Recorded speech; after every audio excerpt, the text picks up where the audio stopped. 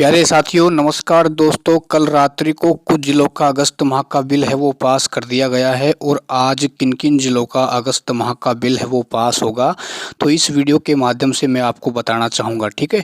और साथियों आपके पास कॉल वेरिफिकेशन का मैसेज भी भेजा जा रहा है, तो आपको जिला रोजगार कार्यालय कब जाना है, क्या क्या डॉक्यूमेंट लेके जाना है सभी को। ठीक है। और साथियों जो RSLDC कोर्स के लिए जो आपके पास मैसेज भेजे जा रहे हैं, किन किन साथियों के पास भेजे जा रहे हैं ये भी मैं आपको यहाँ बताऊंगा। तो क्या आपको RSLDC कोर्स करने की आवश्यकता है या नहीं है। ठीक है। तो आगे बढ़ने से पहले छोटा सा निवेदन, चैनल को ज़रूर सब्सक्राइब करें। उससे पहले साथियों आप यहाँ पर देख सकते हो, कल मैंने ग्रो ऐप 1300 रुपये कमाए थे साथियों। अकाउंट आपका फ्री में बनेगा, लिंक डिस्क्रिप्शन में दिया हुआ है। आप भी साथियों अपने घर बैठे पैसा कमा सकते हैं, है ना। अपने लिंक को अपने साथियों के पास शेयर करके प्रति फ्रेंड आपको 100 रुपये मिलेंगे। जैसे आप मेरे अकाउंट से बनाओगे तो 100 रुपये आपको मिलेंगे, 100 रुपये मुझे मिलेंगे ना। अच्छी इनकम कर सकते हो। अब साथियों बात कर लेते हैं अगस्त माह की बिल को लेकर। देखो साथियों कल जयपुर जिले का भी बिल है वो अगस्त माह का पास कर दिया गया है। देखो जयपुर का की बार बहुत ही पहले बिल पास किया गया है। ठीक है। उसके बाद दौसा व बीकानेर का, ना।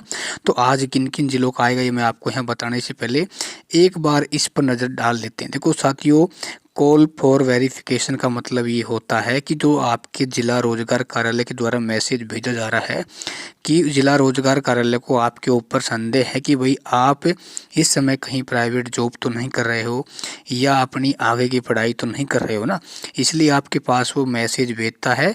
और इस मैसेज का मतलब साथियों ये होता है कि आपको अपने जिला रोजगार कार्यालय जाना पड़ेगा, अपने कुछ डॉक्यूमेंट लेके, जैसे आधार कार्ड हो जाएगा ना, आपकी जो ग्रेजुएशन की मार्कशीट वो हो जाएगी।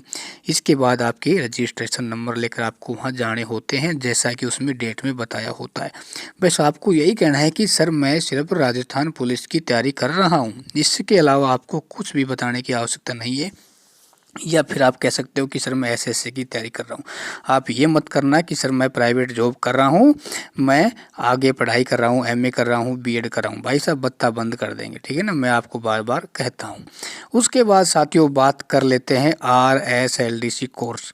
देखो साथियों मैं तो ये मानता हूँ कि सरकार ने बेरोजगारी भत्ता योजना में इंटर्नशिप को लागू करके बहुत ही बड़ी गलती की है, क्योंकि प्रदेश के युवाओं को कहीं ना कहीं ये योजना है बेरोजगार बना रही है।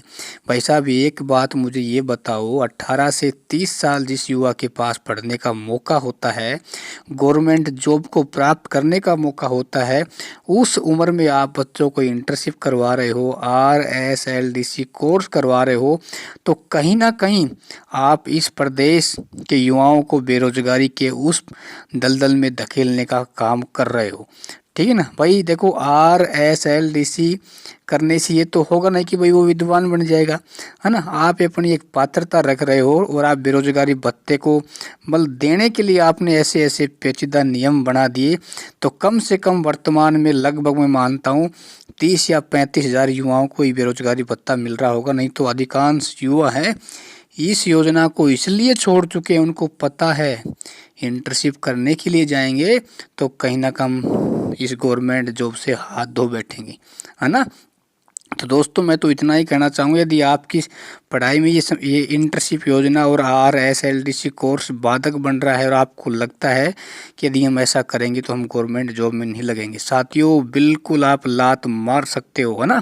क्योंकि अपने सपने को अपन को टूटना नहीं है, उनको सफल बनाना है।